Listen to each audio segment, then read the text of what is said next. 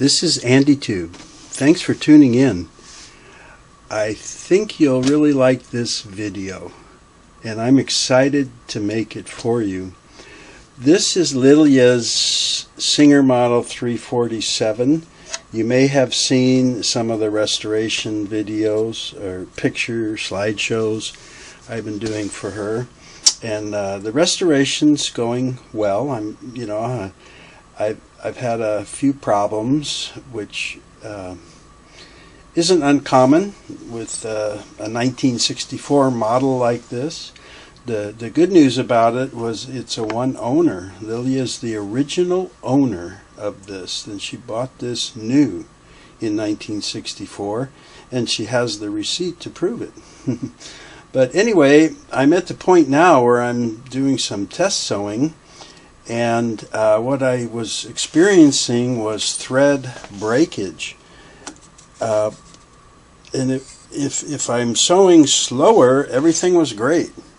And I've been tweaking the bobbin thread tension and the needle thread tension. And when I get into a higher sewing speed of the wider zigzags, I was getting thread breakage. And it was breaking off right at the needle point. So what I found was the needle is rubbing on the hook point on the way up, and I was hoping that I could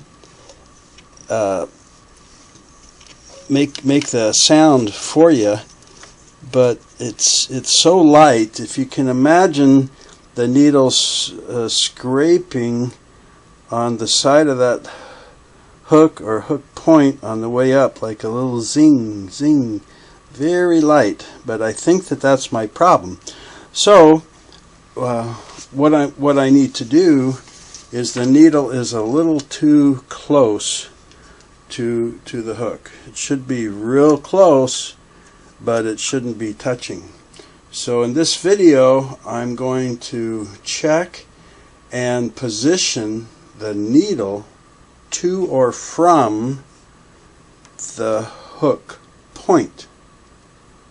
Okay, so in preparation for this, I had to take off the nose plate, because I need to work up in here to do this, and I had to take off the presser foot so I can see down in there, and I have to take off my needle plate. And the best way to do that is to turn the hand wheel towards you, so until the take-up lever is at its lowest point down here. So let me do that.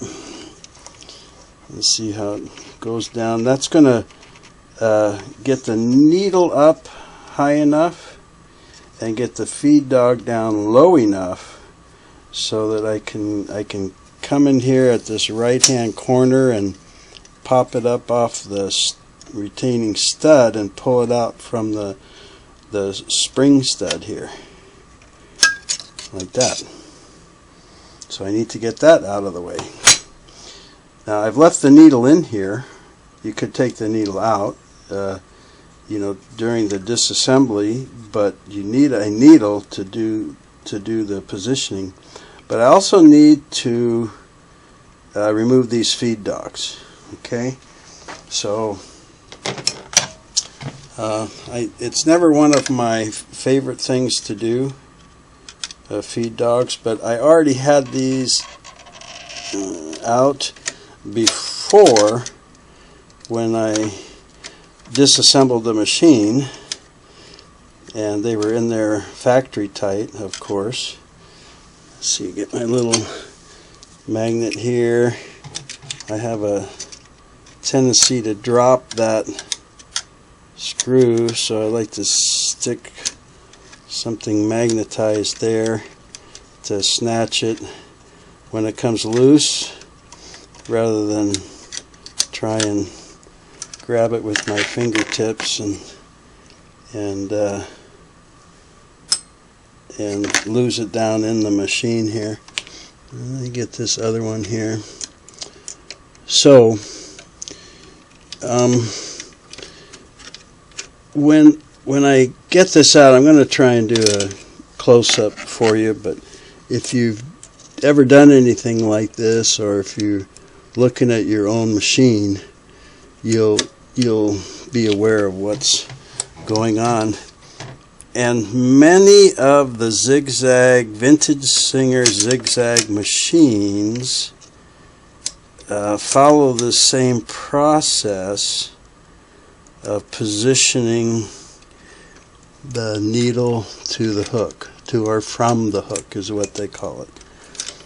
And I'm going to be doing it from the hook because I'm a little too close. If I was skipping a lot of stitches and tested it and said, whoa, my needle's too far, okay, I got that off, my needle's too far from the hook, I would want to position it closer. But if you get in here a little bit, oop, my cheap clip-on light's about to fall off here. Okay, so this type of swing needle mechanism is where you adjust the needle to the hook positioning. So if you have a vintage Singer that has this type, the chances are this would work for that machine also. And I'm thinking like, oh, let's see, 337, 457, 413, 513 maybe. But anyway, now that I've got this, oh, I got to take the bobbin case out. So I'm going to lift up on the positioning spring and move it to the right. Swing that bobbin case away from the hook rail, and I'll lift out the bobbin case. Okay, so now I've got a clear view of my, oh gosh, I really wish you could hear that, so you'd know what to listen for. I don't think that's going to pick up. Okay. So that's the preparation work, and then the you must already be sure that your needle bar height is set at the right height, and that your timing, needle to hook timing, is okay. And you know, I put up about 300 videos on my channel now, and a few of those are going to discuss how to set the needle height and how to check or set the timing, and I've done all that on this machine, and it's fine. So I'm going to reposition this a little bit to try and get a nice clear bright view of this and show you how to test. Okay. To do the test of this, the machine should be width at 0, straight stitch 0, and the needle position should be in the center, not left or right, center. Okay, so I'm going to try and tilt this machine up a little bit and get it over here so that I can get a nice, try and get a nice shot of that. and get maybe a little more light on it. Okay, we'll try that. Can I get in any tighter here? Ooh. Oh, okay. Yeah, that looks pretty good. So you can see my needle here, right? And what I'm going to do is turn the hand wheel toward me and get that needle positioned at the hook. So it's going to be on the upstroke, and I want the hook dead set perfectly behind the needle point. Okay, so I've got that.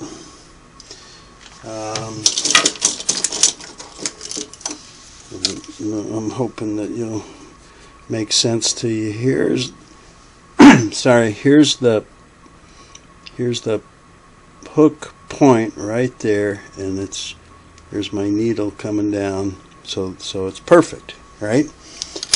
Then you take a piece of paper, like this is just copy paper. You take a piece of paper and cut it to a size that works for you, and just cut a corner strip off of copy paper.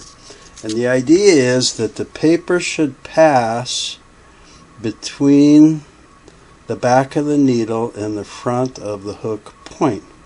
So if you kind of push it against the back of the needle and go down, it should slide in there, and it should go all the way down past the needle point and below the hook point. And it's not. It's going like right to there, and it stopped because the needle is resting up against the hook point. So I think that's what's happening when I'm sewing a faster zigzag stitch in the whitest stitch. You know, it's flexing that needle a little tiny bit as it's going back and forth, and I think that it's rubbing the thread right off, just boom, breaking it off. So that's what I would check for when that happens, because my timing's good, my tension's good, stuff like that. And to me, it is failing the test. You know, now I could probably push the paper and like wiggle it down in there or something, but it should just kind of slide right down past the point, and it doesn't. So now, ta-da, I have to make the adjustment. So let me set up for the adjustment, and we will get started with that. Okay, I think this is maybe going to work pretty good here. Let's see if I get just a bit closer. Alrighty. So what I've got this should be a size 11 needle. The needle in here should be a size 11, by the way. So I've got to loosen some hinge stud set screws. So see, there's this little stud that goes up through here, right?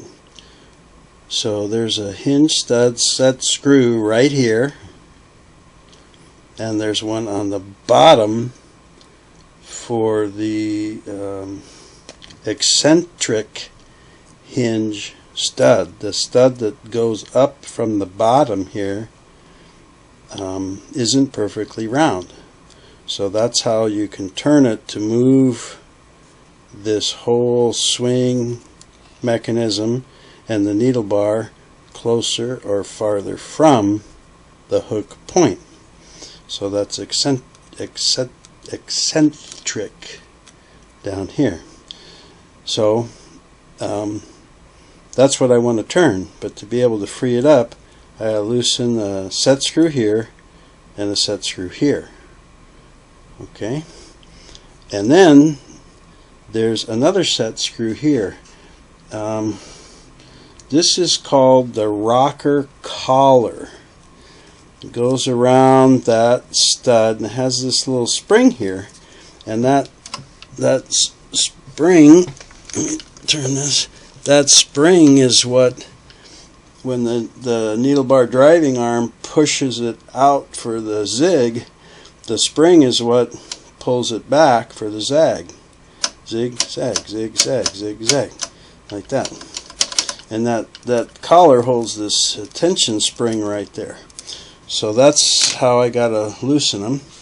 And in that order. So let me first do the hinge stud set screw. Let's see. And I know I did a little playlist on how to remove and replace this whole thing, because I had a bad piece on one of 337 or something. I can't remember now. But so I got that loose, and can you see this bottom one? And I'm gonna come down there and loosen that set screw. Okay, I think I got them loosened enough. Now I got to change my tip. This set screw is a little bit bigger, so I need a little bit bigger tip here.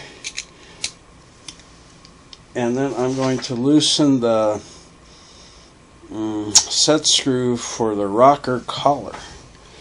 So it's a rocker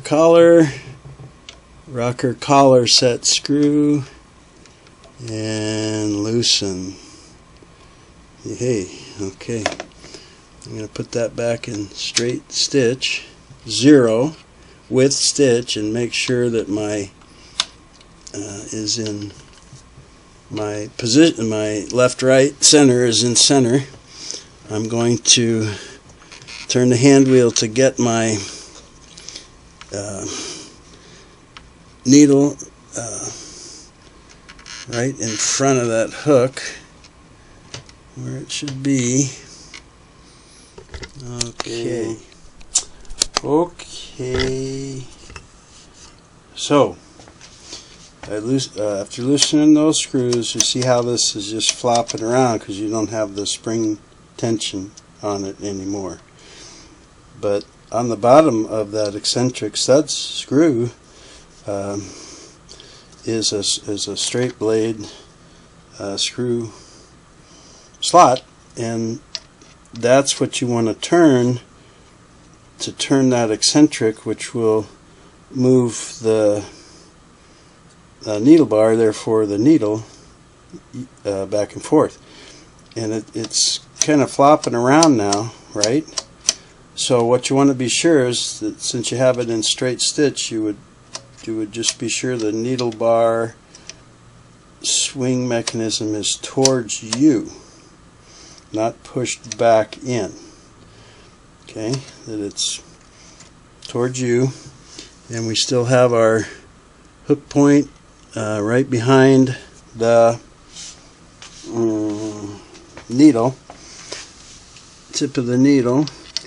And then I found out it's a pretty big slot in that screw. So if you have something like this or an offset, I just tried putting my ratchet in there, but I can't lock it.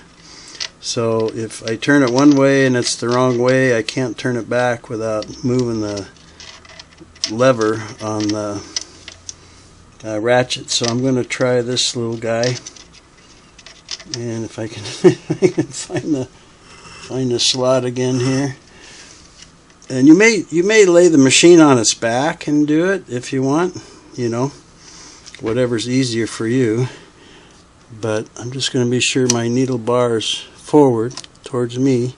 I see it right in front of the hook, and I'm going to guess turning it right or clockwise is going to move it away. Boy, it just barely moves. It's not, I don't know, I thought like a half turn would move it a 1/4 inch or something, but I guess that was silly to think that. I turned it about a 1/4 of a turn or so, and I saw the tip of the needle move just a hair's breadth. So let me wiggle it back and forth. Yeah, turning it to the right as you're looking at it moves the needle bar away from the point, I guess that would be clockwise, and turning left or counterclockwise would move the needle point closer to the hook. Yeah, so that's where I started. Let me turn it a little bit and check to see if my paper will slide through there now, because I don't want it too far away, you know, or else it'll be too far for the hook point to grab the thread. You know, that helped a little, but I still can't get my one piece of paper through there. So let me turn it some more to the right. It's funny, they don't have a gauge. I think in some other service guide one time I read 0.016 inches. If you don't have that, use 4 pieces of paper. So one piece of paper would be 0.004, right? So I don't know why they don't say just, maybe because it's hard to get a gauge down in there. So let me turn it some more here, and let me try that.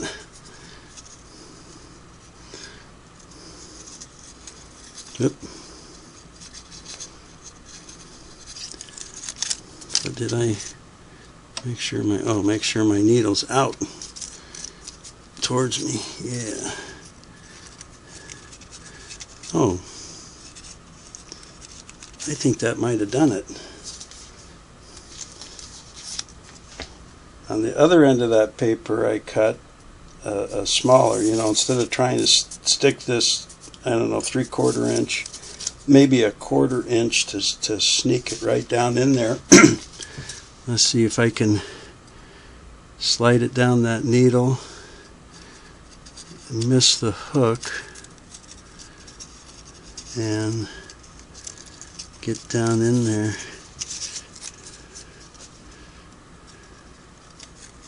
Oh boy, look at that. It slid right down the needle, past the point of the hook, and all the way down, it looks like, all the way down to, so I hope I'm not blocking your view, but I want to control that paper a little more. Yeah, that paper now slides right down past the hook, along the back of the needle, all the way down to the needle point. So, but it's still, you know, it doesn't flop around in there. I mean, I had to carefully guide it between. So,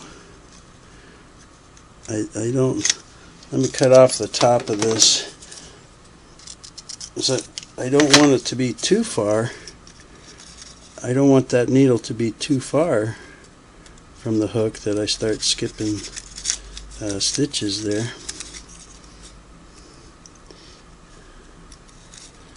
There. Still pretty snug fit, but it's sliding. It's sliding past there.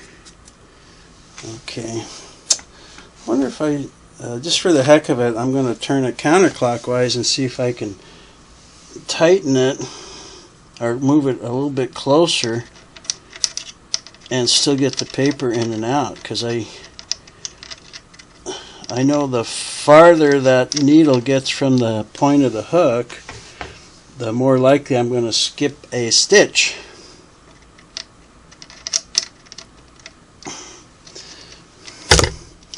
So let me, what would you say if this was a clock laying on its back? I was at about 8 o'clock, and I guess I turned it back to 4 o'clock. So I'm going to try and turn that screwdriver tip to what I think is about 5 o'clock on the bottom of the clock, and see if I can still get my paper down in there. Whoops. Oh, it's going down. It is going down in there. And I think the paper's too flimsy to be making the needle flex. Wait, I gotta be sure. I gotta be sure to keep this out. Because if I let it fall back in there, it moves the needle away from the point. And maybe that's going to allow me to put paper. So I gotta keep the needle bar pulled towards me. And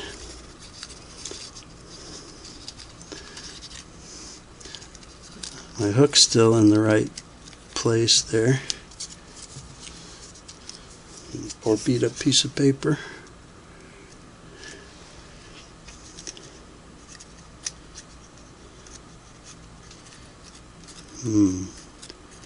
Okay, no, it's still going in there.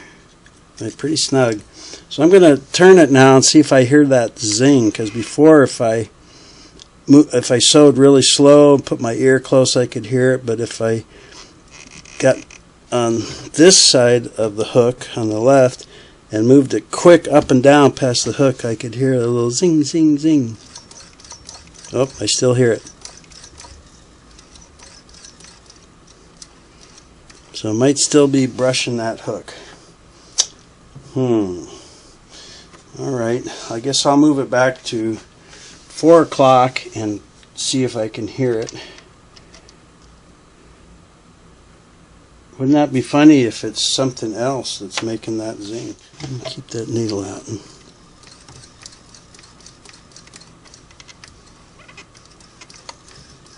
See, if I turn the point away from the needle and go up and down, I don't hear that little metal scrape zing. But if I get like back and forth across the hook, I hear it. So I don't think it's some other thing making that zing. So let me go, and I put a brand new number 11 needle from a brand new plastic box, so it shouldn't be bent. I mean, those things have been known to happen, you know. Bad right out of the box. Let's see now if I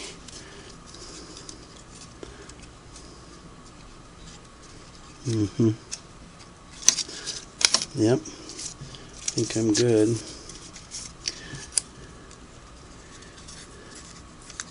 Can you go down in there, paper? My needle out. Paper going right all the way down, yeah. So for this, I'd say I moved it from about 8 o'clock to about 4.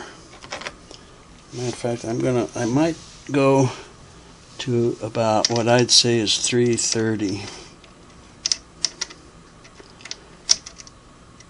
Just a pinch more. Okay, so I think I'm good. I hate the. Well, I guess I could run it a little and see.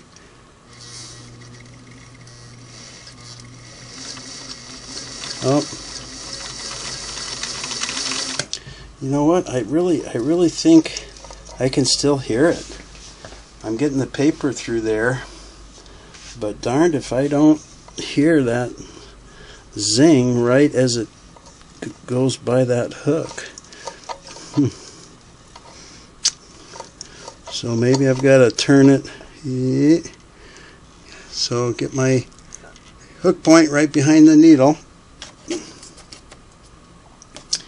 Maybe I'll go turn it a little bit more to the right. It just really barely moves. You really got to keep an eagle eye on that thing to see it move, which makes sense because in the some of the service guides for this activity, it says set the needle from 0.00 to 0.00 to 0.002.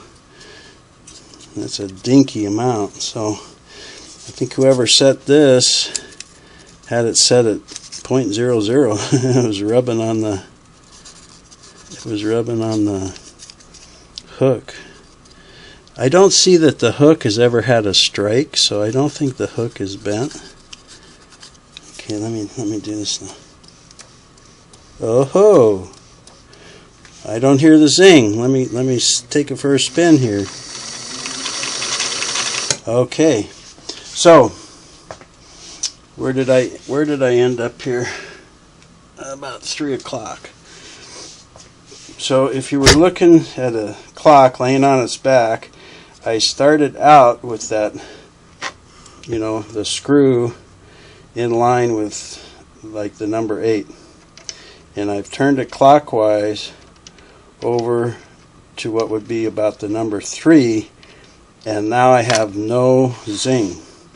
As I tried like 4 and went back to 5, I still had it. I thought I didn't have it at 4, but I think this was pushed back. So when I checked it again at 5 with the needle pulled forward, I had the zing.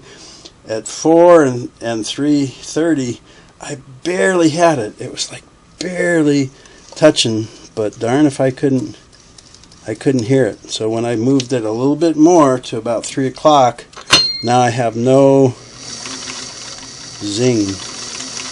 I don't hear that needle scraping on the hook. Yay! Okay, let's see if I can back out here. Make it a little bit. So, I hope that this is making sense to you.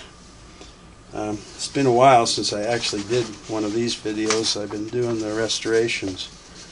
So, now we made the adjustment. We got to put it back, right? And what you do first is you tighten the 2 hinge stud screws. You would tighten the lower one first for the hinge stud eccentric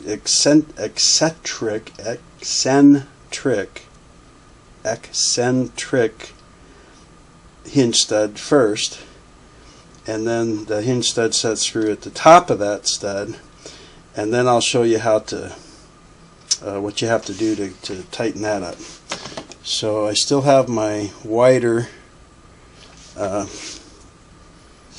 so let me switch back to the smaller one for the hinge stud set screws, and we'll tighten those up nice and snug. We went to all this trouble, right? So you want to be sure and set it very, very firmly. I don't think you need to over tighten it. Just set it nice and firm. Take your time on these. And then I'm going to come around to the one up here at the top. It's a little bit in the shadow for me. There we go. And I'm going to tighten that firmly. Okay, let me put it back on a zigzag and make that needle bar arm come out here. On zigzag, yeah. There. Okay, see, it's not zagging back because now we have to set the hinge, the spring. So we should still be on zero width, and needle in the center, not left or right. And we want to make this be able to zag back when the needle bar driving arm pushes the needle bar out for the zig. This little spring on this collar has to have enough tension to make it go back.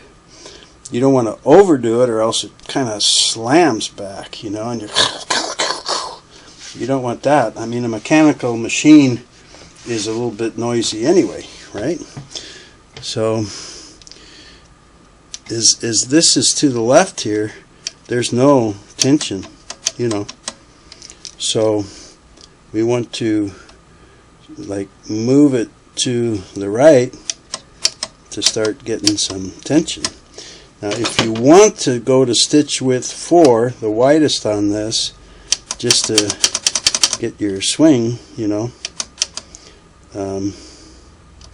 if you don't put enough tension, it's going to kind of be weak, and when you're sewing it may not come all the way back.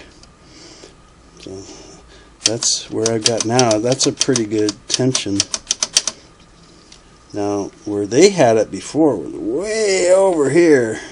That's farther than any I've seen. Man, that is a tight, snappy. I don't think I would. I'm going to try it like this.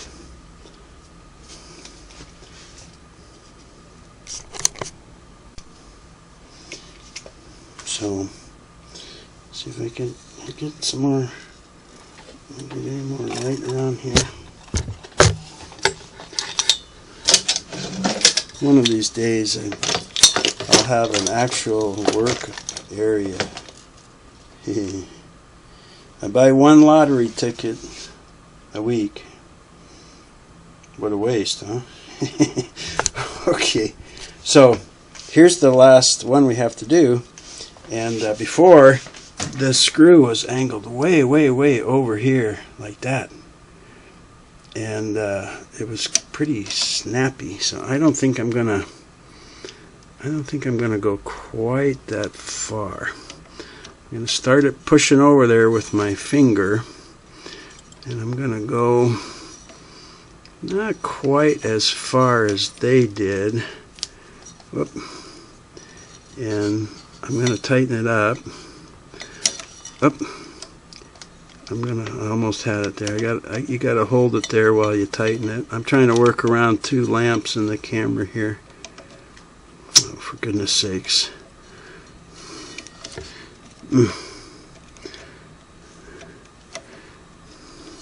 That's one thing I'll be able to do once I tighten this, is to run the machine and see how that movement is. Man, maybe I can do it like there. Instead of my fingernail, I'll do it with the base of my thumb there. There. Up. Come on over there. Up. It's probably a better way to put a wood budgie or something in there and get it over there, but when you're doing this at home, you won't have this much trouble unless you're trying to film it. Ooh, sorry. Okay, so pretty snappy. Let's go to number 4 width. I don't know if that's. Let's see if it's pushing back enough. Let me go ahead and run it a little here.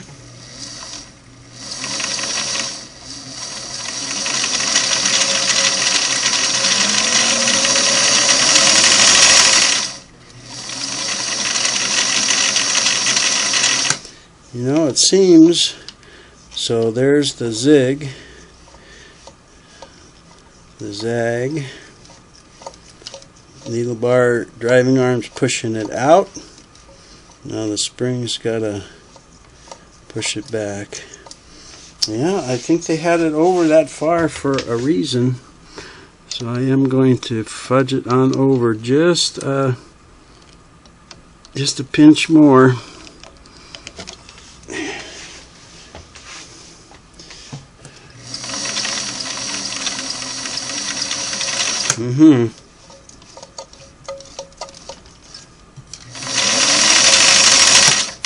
Okay.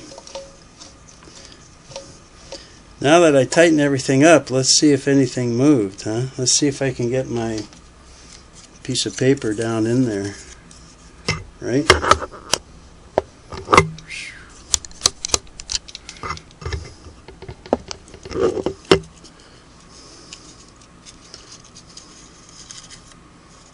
I probably should have left this paper long enough. Oop, that went kind of inside the inside the hook itself, inside the point. I got to get it between the, oh wait, back to 0. For the test you got to be center position and 0 width. The hook point right behind the needle. Let's see if I can slide that guy down in there. I think my paper's getting a little bent. Let me try this. Oh yeah, it goes right down in. Okay, I think I'm good. I'll find out, put it back together, and so if it's not, then what am I going to do, right? I'm going to come back and do it again. So with the stitch width at 0, center needle position, needle plate, feed dog off, you're going to loosen the top set screw up here,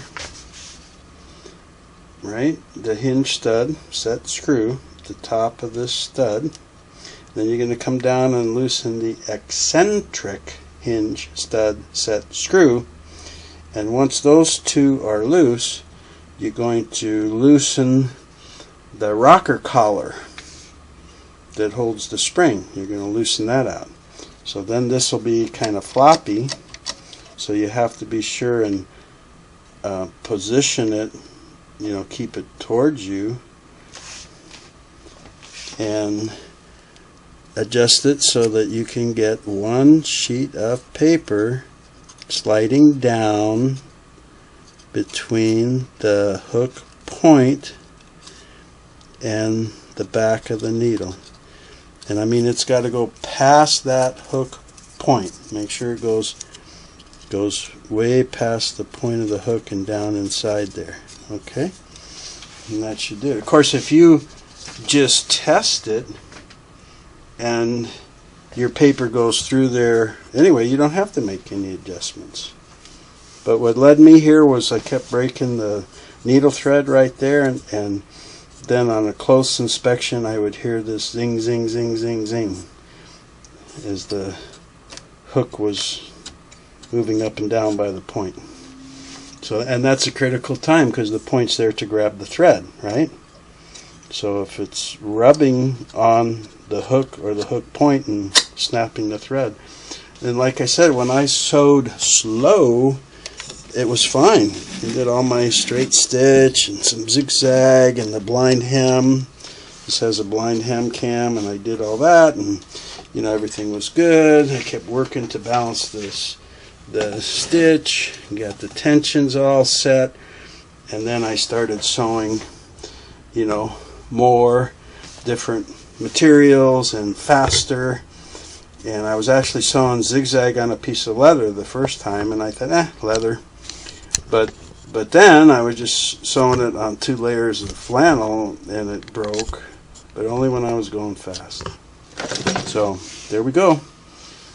There's on the 347 and other models, that's how to check and position the needle to or from the hook point. Hope that was interesting. Hope you come back and see me too, and you can subscribe and comment and like and all that stuff if you want. See you next time. Take care.